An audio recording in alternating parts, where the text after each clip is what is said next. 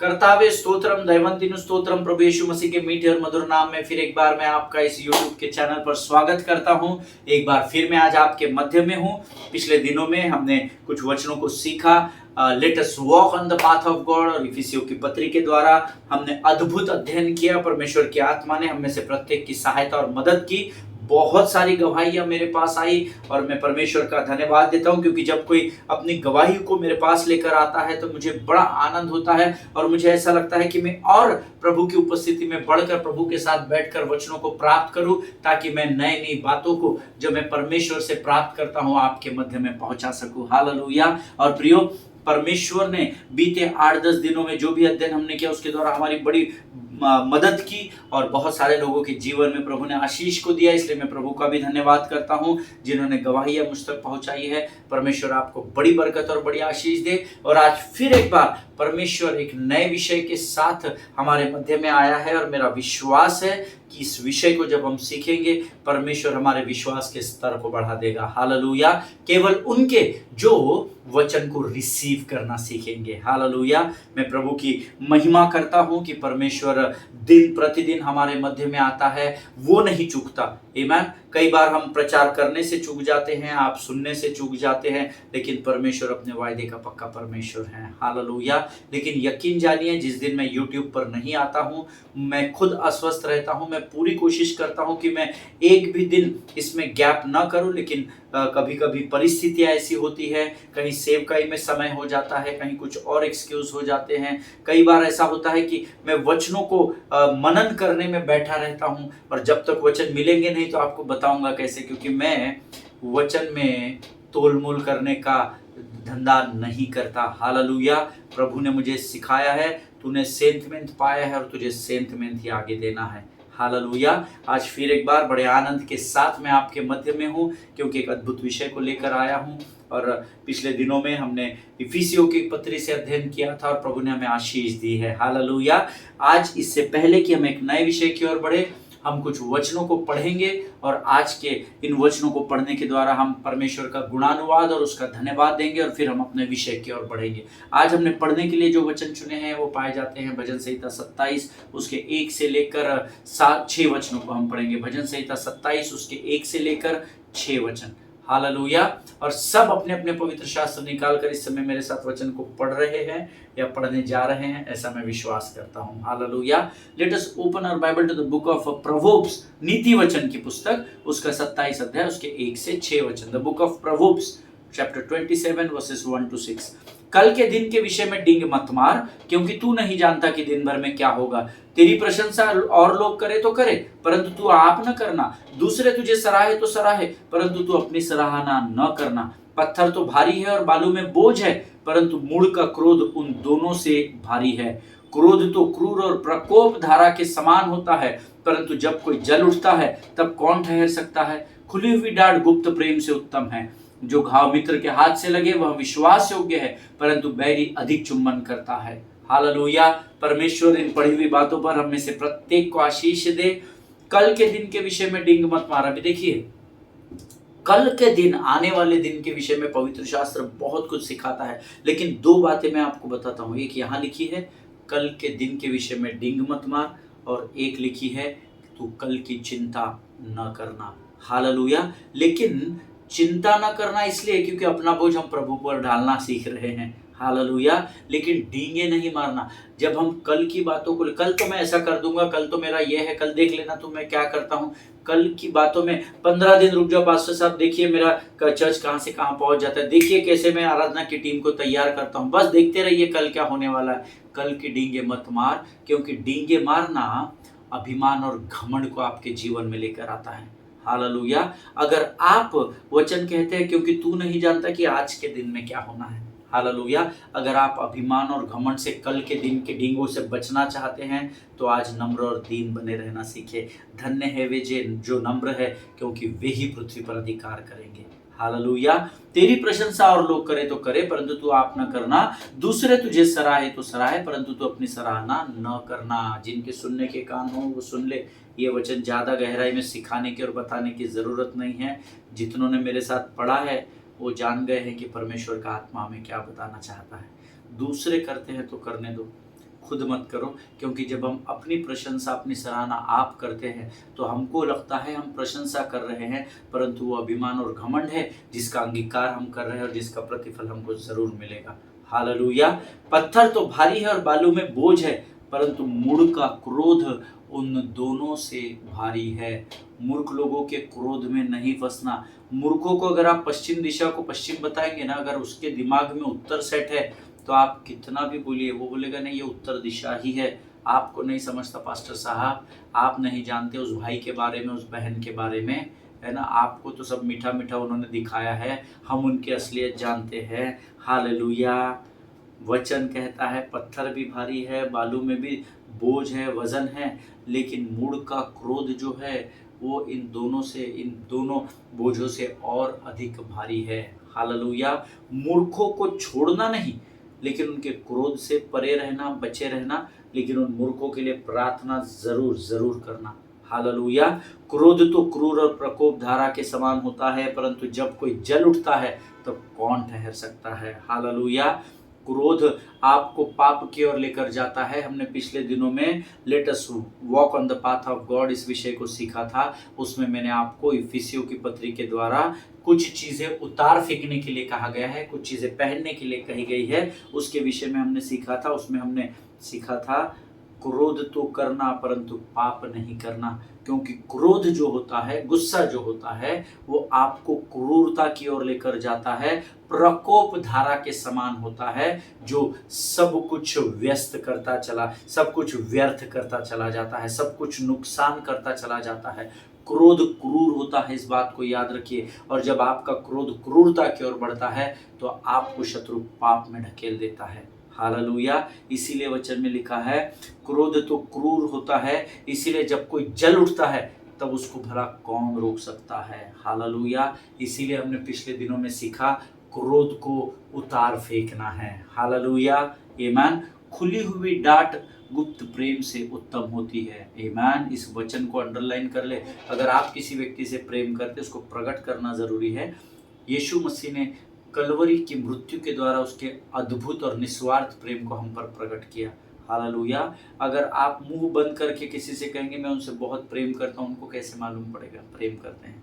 पास साहब आप नहीं जानते मैं सुबह से रात तक अपने बच्चों के लिए, अपने परिवार के लिए दौड़ता भागता रहता हूँ, कितना प्रेम करता हूँ, पर क्या आपने उनको ये बताया है? क्या बोलना बहुत जरूरी है। इसीलिए लिखा है खुली हुई डांट गुप्त प्रेम से उत्तम है। देखिए डांटा उसको जाता है। कई बार जब हमारे बच्चे गलतियां कर देते हैं, आपके बच्चे गलतियां कर देते हैं, पासबानों के बच्चे गलतियां करते हैं, कलीसिया के बच्चे गलतियां करते हैं, तो हम उनको डांटते हैं। बच्चे आज की जनरेशन बड़ा बुरा मान जाती है, लेकिन डांटा उन्हीं को जाता है जिनकी हमें फिक्र होती है। हालेलुया। या जिनसे हम प्रेम करते हैं उन्हीं को हम डांटते हैं। हालेलुया। इसीलिए वचन में लिखा है खुली हुई डांट गुप्त प्रेम से उत्तम है, क्योंकि अगर आप किसी को डांटेंगे नहीं और वो बात अपने अंदर रखेंगे तो कुछ दिन बाद वो कड़वाहट आपके बाहर निकलना शुरू होगा। आमीन। और छठवां वचन कहता है जो घाव मित्र के हाथ से लगे वह विश्वास योग्य है, परंतु बैरी अधिक चुंबन करता है। हालेलुया। मित्र और शत्रु को पहचानना और जानना बहुत जरूरी है। शत्रु और मित्र के बीच का फर्क जानना बहुत ज़रूरी है। हालेलुया। मैं ऐसे कई लोगों को जानता हूं जो पिछले कुछ दिनों से बैरियों को साथ लेकर घूम रहे हैं। वो इसलिए क्योंकि उनके जो अपने मित्र थे उन्होंने उनको कुछ सलाह दी और उन्हें ये सलाह थोड़ी कमज़ोर लगी, या ये सलाह से वो आहत हो गए और उन्होंने मित्रों का साथ छोड़कर बैरियों का साथ हाथ में थाम लिया है। लेकिन यकीन जानिए वो वचन कहता है जो घाव मित्रों के हाथ से लगे वह विश्वास योग्य होता है। हालेलुया। जिनके सुनने के कान हो सुन ले प्रभु का आत्मा क्या कहना चाहता है। आमीन। प्रभु इन पढ़े हुए वचनों के द्वारा जितनों ने पढ़ा उनमें से प्रत्येक को आशीष दे। और ये समय है आज हम एक नए वचन के साथ, नए विश्वास के साथ फिर एक बार प्रभु के उपस्थिति में आए हैं। और मेरा विश्वास है कि आज पवित्र आत्मा जो विषय हमारे मध्य में लेकर आया है उसके द्वारा हम सबों को वो आशीषित करने जा रहा है। Hallelujah. So get ready to receive heavenly blessings from the kingdom of God. आमीन। अपने आशीषों को स्वर्ग से प्राप्त करने के लिए तैयार हो जाइए। आमीन। आइए इस समय हम अपना समर्पण प्रभु को करें और इन वचनों के लिए जो आज उसने हमें पढ़ने के लिए, जो उसके लिए प्रभु यहोवा का धन्यवाद करें। Let us pray. खुदावंद प्रभु यीशु मसीह के मीठे मधुर और पवित्र और जीवित नाम के लिए हम तेरा धन्यवाद देते हैं।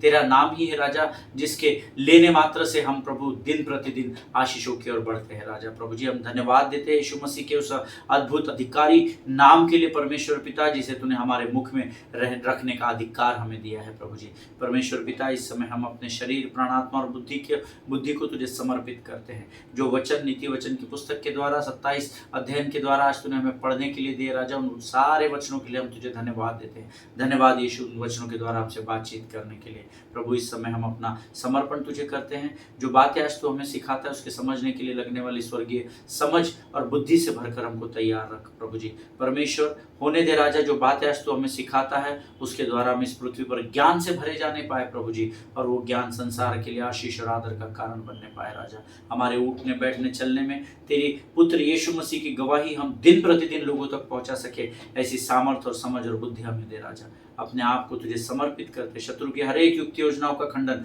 यीशु नासरी के नाम से हम अपने जीवन से करते हैं। राजा सारी बातों में महिमा तुझको देते हैं, आगे का संपूर्ण समय तुझे समर्पित करते हैं, और इस विनती को धन्यवाद और पूरे विश्वास के साथ हमारे उद्धारकर्ता जीवित परमेश्वर यीशु नासरी के मीठे और पवित्र नाम में मांगते हैं। सुनिए और बड़ी दया से ग्रहण कीजिए, आमीन। परमेश्वर हम सबों को उसके लहू में सुरक्षित रखे। प्रभु का धन्यवाद हो बीते दिनों के अध्ययन के लिए, और आज एक नए विषय को लेकर हमने पिछले दिनों में इफिसियों की पत्रिका अध्ययन किया था, और पिछले कुछ दिनों से मैं इब्रानी की पत्रिका भी अध्ययन कर रहा था, उसके अध्यायों को पढ़ रहा था, और 1 2 3 4 5 6 करते हुए जब मैं 11वें अध्याय पर आया, जहाँ पर विश्वास के कर्ताओं के उदाहरण दिए हुए हैं कि कैसे विश्वास के द्वारा परमेश्वर को इन सभी लोगों ने, चाहे वो स्त्री हो चाहे पुरुष हो, किस प्रकार से परमेश्वर को प्रसन्न किया। जब मैं इन वचनों को पढ़ने लगा तो मेरी आंखें एक नाम पर रुक गई, और वो नाम था हनोक। ईमान, हनोक के बारे में जब मैं खंगालने लगा, क्योंकि हनोक के बारे में 2 ही वचन लिखे हैं विश्वास के इस 11वें अध्याय में, और जब मैं हनोक को उत्पत्ति से प्रकाशित वाक्य तक खंगालने लगा, बहुत कम इंफॉर्मेशन हनोक के बारे में पवित्र शास्त्र देता है, लेकिन उसके बावजूद भी पवित्र शास्त्र इस बात की गवाही इब्रानियों की किताब में देता है कि हनोक ने परमेश्वर के साथ विश्वास की चाल चली। हालेलुया। आज उसी हनोक के विषय में हम सीखने जा रहे हैं। हमारा जो सरमन का शीर्षक है, टॉपिक जो है, Inox walk of faith with God. Hallelujah. हनोक का परमेश्वर के साथ विश्वास की चाल चलना। हालेलुया।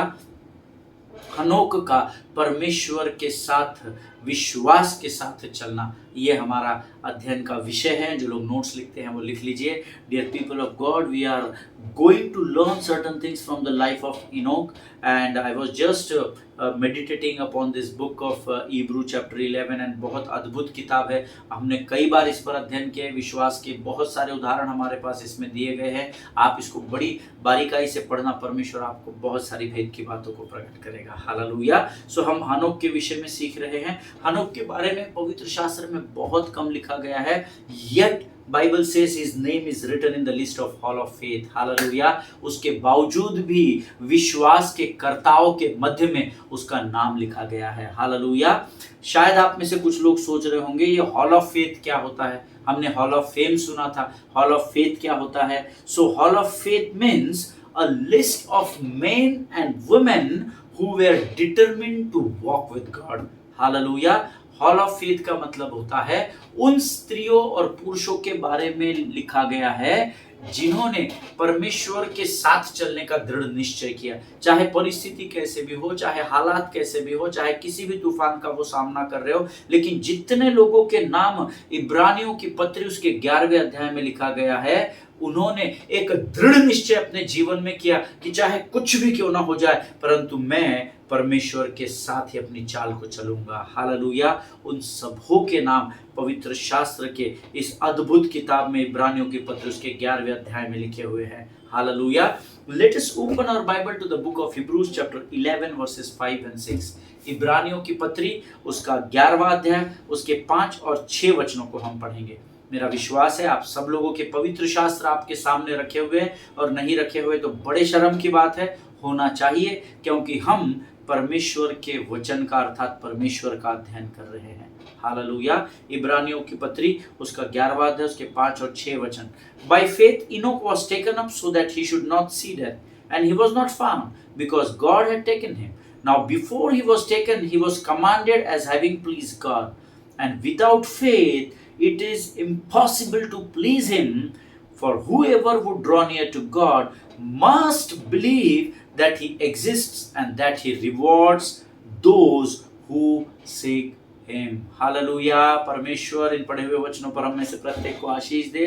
विश्वासी से हनोक उठा लिया गया कि मृत्यु को ना देखे और उसका पता नहीं मिला, क्योंकि परमेश्वर ने उसे उठा लिया था और उसके उठाए जाने से पहले उसकी यह गवाही दी गई थी कि उसने परमेश्वर को प्रसन्न किया है, और विश्वास बिना उसे प्रसन्न करना अनहोना है, क्योंकि परमेश्वर के पास आने वाले को यह विश्वास करना चाहिए कि वह है और अपने खोजने वाले को प्रतिफल देता है। हालेलुया, आमीन। अब एक अद्भुत बात यहाँ लिखी है जिसको आपको अंडरलाइन करना है। उसके उठाए जाने से पहले उसकी यह गवाही दी गई थी। आमीन। हनोक ने खुद की गवाही नहीं दी, डींगे नहीं मारी अपनी बड़ी बड़ी। आमीन। कल की डींगे नहीं मारना हमने अभी सीखा था। हनोक के जीवित रहते समय उसके जीवन की गवाही दूसरों ने दी थी, ऐसा वचन में लिखा है। हालेलुया। मेरा विश्वास है आप इस बात को समझ रहे हैं। उसके उठाए जाने से पहले उसने यह गवाही दी थी, ऐसा नहीं लिखा है, उसकी यह गवाही दी गई थी। हालेलुया। थोड़ा सा लिखा है हनोक के बारे में, लेकिन कितना अद्भुत लिखा है। आमीन। यहाँ पर हनोक की नए नियम की किताब जो विश्वास और विश्वासियों के बारे में बताती है नए नियम में, अर्थात इब्रानियों की पत्री उसका विशेषकर 11 अध्याय जिसमें हनोक का भी नाम लिखा गया है, उसने उस हनोक के बारे में पुराने नियम में सिर्फ 4 वचन लिखे। Only 4 verses are written in the book of Genesis about Enoch. Hallelujah. Enoch के विषय में, हनोक के विषय में नए नियम में 11वें अध्याय में लिखा गया है, और पुराने नियम में उत्पत्ति की किताब में लिखा गया है। उत्पत्ति की किताब उसका 5वां अध्याय उसके 21, 22, 23, 24 वचन हम पढ़ेंगे।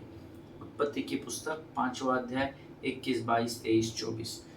The book of Genesis chapter 5 and verses 21 to 24. When Enoch had lived 65 years, he fathered Methuselah. Enoch walked with God after he fathered Methuselah 300 years and had other sons and daughters. Thus all the days of Enoch were 365 years. Enoch walked with God and he was not, for God took him. Hallelujah. प्रभु इन पढ़े हुए वचनों पर आशीष दे। जब हनोक 65 वर्ष का हुआ तब उससे मतुशलेह का जन्म हुआ। मतुशलेह के जन्म के पश्चात हनोक 300 वर्षों तक परमेश्वर के साथ चलता रहा। परमेश्वर के साथ चलता रहा, इसको आप अंडरलाइन करें क्योंकि हमारा टॉपिक ही वो है, Inox walk of faith with God. Hallelujah. हनोक 300 वर्षों तक परमेश्वर के साथ चलता रहा और उसके बेटे बेटियां भी उत्पन्न हुई। इस प्रकार हनोक की आयु कुल 365 वर्ष की हुई।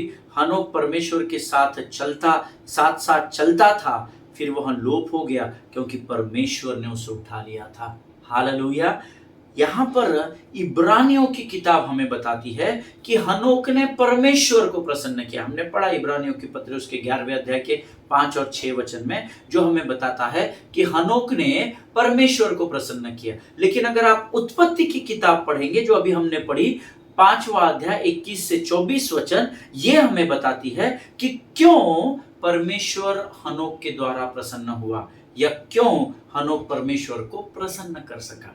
दोनों अलग अलग बातें हैं। इब्रानियों की किताब हमने पढ़ी, उसमें हमने पढ़ा हनोक ने परमेश्वर को प्रसन्न किया, लेकिन उत्पत्ति की किताब बताती है क्यों परमेश्वर हनोक के द्वारा प्रसन्न हुआ। हालेलुया।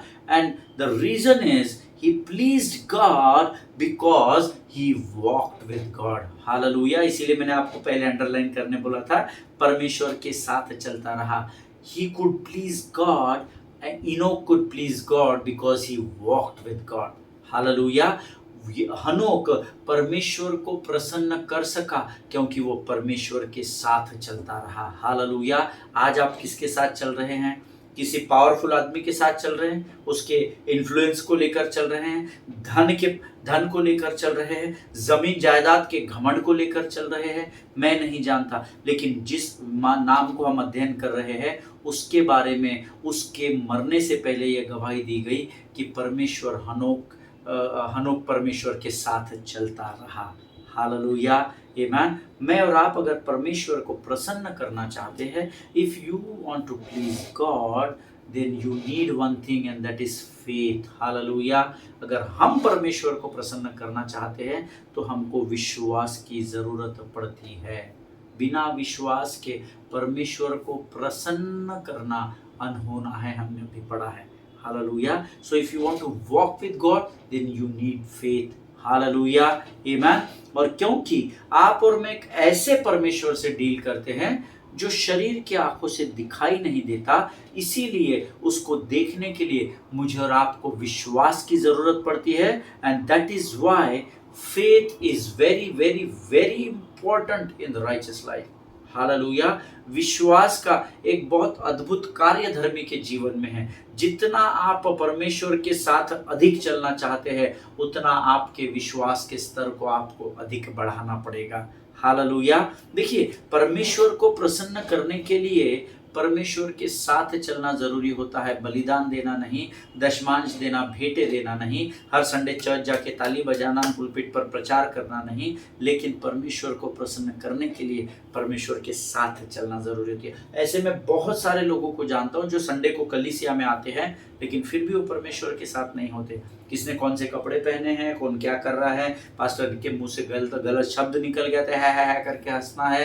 आराधना में अगर सुर भटक गए तो एक दूसरे को देखना है जैसे हम इनसे ज्यादा होशियार हैं। तो कलीसिया में तो है पर फिर भी परमेश्वर के साथ नहीं है। हालेलुया। लेकिन to be very honest, I want to encourage you, if you want to walk with God, then you need faith. Hallelujah. परमेश्वर को प्रसन्न करने के लिए आपको विश्वास की जरूरत होती है और विश्वास के द्वारा ही आप परमेश्वर के साथ चल सकते हैं। और अगर हम इस बात को रिवर्स करके देखें, जैसे मैंने आपको बताया, परमेश्वर को प्रसन्न करने के लिए आपको परमेश्वर के साथ चलना जरूरी होता है। तो अगर हम परमेश्वर के साथ नहीं चल रहे, इसका मतलब हम परमेश्वर को प्रसन्न नहीं कर रहे हैं। हालेलुया। मैंने अभी आपको बताया संडे को चर्च में जाना है परमेश्वर को प्रसन्न करने का प्रमाण नहीं है। कुछ लोग अपनी ड्यूटी समझ कर जाते हैं, कुछ लोग अपने आप को दिखाने के लिए जाते हैं। हमारी गाड़ी देखो, हमारे कपड़े देखो, उनको लगता है संडे चले गए तो प्रभु मिल गया। नहीं, वचन कहता है अगर हम परमेश्वर के साथ नहीं चल रहे हैं तो हम परमेश्वर को प्रसन्न नहीं कर रहे हैं। हालेलुया। किसी ने मुझे बीते दिनों में पूछा था, परमेश्वर को प्रसन्न करने का अर्थ क्या होता है पास्टर साहब? आमीन। मैं NIV में इस वचन को अभी पढ़ रहा हूँ। यहाँ पर NIV वर्जन में भी बहुत सुंदर लिखा है। इब्रानियों की पत्री, उत्पत्ति की पत्री, उसके 21 से 24 वचन। हालेलुया। सी, अगर आपको ये पता ही नहीं है कि परमेश्वर के साथ चलने का अर्थ क्या है, कोई बात नहीं है। संडे चर्च में जाना, संडे में आराधना करना, क्रूसेड कन्वेंशंस, वर्कशॉप अटेंड करना, इसका अर्थ ये नहीं कि परमेश्वर आपसे प्रसन्न है। हालेलुया। इस बात को याद रखिएगा। तो परमेश्वर के साथ चलने का अर्थ क्या होता है? So if you look in the New Testament, अगर आप नए नियम में पढ़ेंगे, it means to walk with God means to walk in the spirit. आमीन। और मैं आपको नए नियम की बात इसलिए बता रहा हूं क्योंकि हम नई वाचा के लोग हैं। हालेलुया। हम व्यवस्था की गुलामी में नहीं, हम अनुग्रह की अधीनता में चलते हैं। हालेलुया। इसीलिए परमेश्वर को प्रसन्न करना, नए नियम के वाचा के अनुसार परमेश्वर की आत्मा में चलना, यानी परमेश्वर को प्रसन्न करना होता है। हालेलुया। जिनके सुनने के कान हो वो सुन ले। और अगर आप हनोक के जीवन को देखे, जांचे या परखे, तो हमने अभी वचन में पढ़ा है वो 300 वर्षों तक परमेश्वर के साथ चलता रहा। हालेलुया। चलता रहा, बीच में टाइम प्लीज लेके घर पे नहीं गया। आमीन। ऐसा नहीं लिखा है। 300 वर्षों तक परमेश्वर के साथ चलता गया, परमेश्वर उससे प्रसन्न होता गया। इतना प्रसन्न हुआ, परमेश्वर ने उसको उठाकर अपने पास अपनी दाहिनी ओर जाकर बैठा दिया। हालेलुया। आमीन। He started his walk, Bible says, when he was 65 years old. जब वो 65 वर्ष का हुआ मतूशलह को जन्म दिया, उसके और भी बेटे बेटियां हुई, और वहां से उसकी जो जर्नी परमेश्वर के साथ चली, तो परमेश्वर ने उसको जीवित ही स्वर्ग में उठा लिया।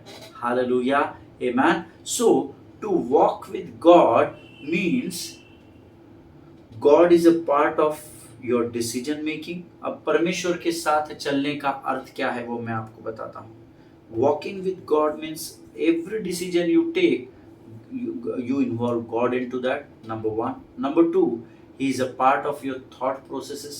आपके मन में जो भी विचार चलते रहते हैं उसमें परमेश्वर का होना, इसका अर्थ परमेश्वर के साथ चलना। Hallelujah. He is part of your calendar, आपके कैलेंडर का समय का वो उसके साथ साथ चलना, यानी आपके कैलेंडर में आप उसको साथ लेकर चलना। हालेलुया। जैसे आप समय को तय करते हैं, मुझे इस समय में ये करना है, मुझे परसों वो करना है, तो जो आप कर रहे हैं उस थॉट प्रोसेस में भी परमेश्वर चाहिए, और जिस दिन को आप तय कर रहे हैं उसमें भी परमेश्वर की अगुवाई होने का मतलब परमेश्वर के साथ चलना होता है। He is a part of your schedule, जो स्केड्यूल आप आपके जीवन में बनाते हैं उसमें उसकी सहमति होना, अर्थात उसके साथ चलना। He is a part of your every relationship in this world, excuse me. आपके हर रिश्ते में जब आप बढ़ते हैं तो वो रिश्ते में परमेश्वर का होना, अर्थात परमेश्वर के साथ उस रिश्ते में चलना होता है। ऐसी बहुत सारी चीजें हैं। Hallelujah. That means every step you take, every move you do, every decision you make, everything you involve with God is attached to it and you are aligning yourself with him. That means you are walking with God. Hallelujah. कम शब्दों में अगर मैं इसको sum up करके आपको बताना चाहूँ तो परमेश्वर के साथ चलने का मतलब उसकी बातों से सहमत होना, उसके वचन का पालन करना, उसकी वाचाओं का मनन करना, मतलब परमेश्वर के साथ चलना। हालेलुया। क्योंकि उन दिनों में परमेश्वर के साथ वो लगातार 300 वर्षों तक चलता रहा, ऐसा लिखा है। अगर हनोक का परमेश्वर आपका परमेश्वर है तो आपको और मुझे भी परमेश्वर के साथ चलना होगा। Hallelujah. Walk with God involves agreeing with him. Hallelujah. उसकी परमेश्वर की वाचा के साथ सहमत होना मतलब परमेश्वर के साथ चलना। हालेलुया। अगर हम परमेश्वर के बातों में सहमति नहीं दिखाते हैं तो फिर हमारा परमेश्वर के साथ चलना मुश्किल हो जाता है। हमको लग रहा है हम चल रहे हैं, but actually it is a lie of the devil. Hallelujah. वो चालाक है। हम अगर परमेश्वर के वचनों में सहमति नहीं दिखा रहे, प्रभु कह रहे हैं एक दूसरे को क्षमा करो, हम नहीं कर रहे हैं, प्रभु के साथ नहीं चल रहे। तो ईर्ष्या, दाह, निंदा, कड़वाहट की बातों को नहीं करना हम कर रहे हैं तो हम परमेश्वर के साथ नहीं चल रहे। हम दूसरों के विरोध में बातों को फैला रहे हैं तो हम परमेश्वर के साथ नहीं चल रहे, क्योंकि परमेश्वर ने कहा है तू दूसरों के अपराधों को ढांपेगा तो तेरे भी अपराध ढांपे जाएंगे। हालेलुया। इन सारी बातों का न करना। देखिए, अगर हम परमेश्वर के वचनों में या बातों में सहमति नहीं दिखा रहे हैं तो हमारा परमेश्वर के साथ चलना मुश्किल है। तब हमें ऐसा लगता है कि हम परमेश्वर के साथ चल तो रहे हैं, संडे चर्च तो जा रहे हैं, डोनेशन तो दे रहे हैं, दशमांश बराबर जा रहे हैं, लेकिन ये शैतान का झूठ है। हालेलुया। आमेन। परमेश्वर अपने वायदे का पक्का परमेश्वर है। जो हनोक को 300 वर्षों तक हनोक उसके साथ चलता रहा, वो हनोक के साथ प्रसन्न हुआ। अगर आप भी अपनी चाल को परमेश्वर के साथ लेकर बढ़ेंगे, यकीन जानिए परमेश्वर आपसे और मुझसे भी प्रसन्न होगा। हालेलुया। आज हम यहाँ समाप्त करेंगे, हमारा समय आज यहाँ समाप्त हुआ है। कल हम इसके आगे के वचनों का अध्ययन करेंगे और मेरा पूरा विश्वास है इस विषय को जो परमेश्वर ने आज हमको दिया है, परमेश्वर ने इसके द्वारा आपसे जरूर बातचीत की है और कल हमें और गहराई में प्रभु की आत्मा लेकर जाएगी, ऐसा मैं विश्वास करता हूँ। ये समय है जब हम अपनी आंखों को बंद करेंगे और हम आज के अद्भुत वचनों के लिए, इस अद्भुत विषय के लिए हम परमेश्वर का धन्यवाद देंगे। Let us pray. खुदावंद प्रभु यीशु मसीह के मीठे और मधुर नाम के लिए धन्यवाद देते हैं। तूने आज फिर एक बार एक नए विषय को हमारे जीवन पर दिया। प्रभु होने दे राजा, हम हनोक के समान तेरे साथ विश्वास की चाल में बढ़ते चले राजा। विश्वास के जीवन में हम तेरे हाथों को थाम कर बढ़ते चले जाए ताकि तू हमसे प्रसन्न होता चला जाए राजा। प्रभु हम तुझे प्रसन्न करने वाली प्रजा का भाग हो सके, ऐसी सामर्थ, समझ, बुद्धि और ज्ञान से भरकर तैयार कर। जितनों ने सुना सबको आशीष दे। इस समय हम अपने आप को यीशु मसीह के लहू में डुबोते हैं। आगे का संपूर्ण समय तुझे सौंपते हैं और बिनती को धन्यवाद के साथ यीशु नासरी के मीठे और पवित्र नाम में मांगते, सुन और बड़ी दया से ग्रहण कर। आमीन आमीन। हालेलुया। परमेश्वर आप सबों को बड़ी बरकत और बड़ी आशीष दे। इजराइल के लिए प्रार्थना करें, भारत देश के लिए प्रार्थना करें, अपने पासबानों के लिए, उनके परिवारों के लिए जरूर प्रार्थना करें। एक दूसरे को प्रार्थना में उठाकर रखें। हम कल एक बार फिर मुलाकात करेंगे। तब तक स्वस्थ रहें, सुरक्षित रहें। सभी को जय मसीह की। God bless you all.